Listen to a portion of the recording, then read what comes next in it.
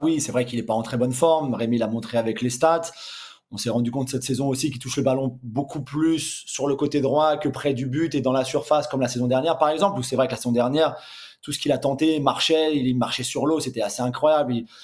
Surtout à son âge, surtout dans la situation contractuelle dans laquelle il était la saison dernière. C'est une saison simplement vraiment incroyable. Mais il est encore même loin d'une saison normale pour lui, qui est une saison à, on va dire, 25 buts et 10 passes D en championnat, par exemple. Donc oui, c'est sûr qu'il est un petit peu hors de forme, il a perdu un petit peu confiance. L'occasion qu'il a contre Manchester United, par exemple, ou celle qu'il a à Chelsea, c'est des occasions les yeux fermés normalement. Mo Salah, il la met au fond, celle-là, il n'y a aucun doute là-dessus. Mais ça va revenir aussi, c'est un très très grand joueur, il y a pas de problème.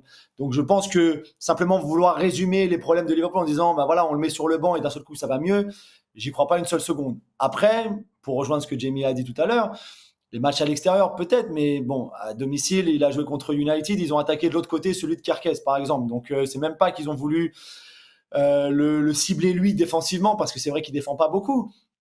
Mais le problème pour moi, c'est que qu'est-ce que tu mets à la place? On a vu Wirtz, effectivement, à Francfort, un peu plus sur ce côté droit-là, dans un système très offensif, qui, encore une fois, je me répète, mais pour moi, n'est pas viable en première ligue.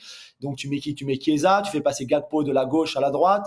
Peut-être, tu peux essayer de mettre Ekitike là aussi, mais encore une fois, c'est pas comme si tu avais un remplaçant plus naturel, on va dire, à Mo Salah sur ce côté droit, un Saka par exemple, un Madueke, un mec qui a toujours joué à droite, dont c'est le poste préférentiel.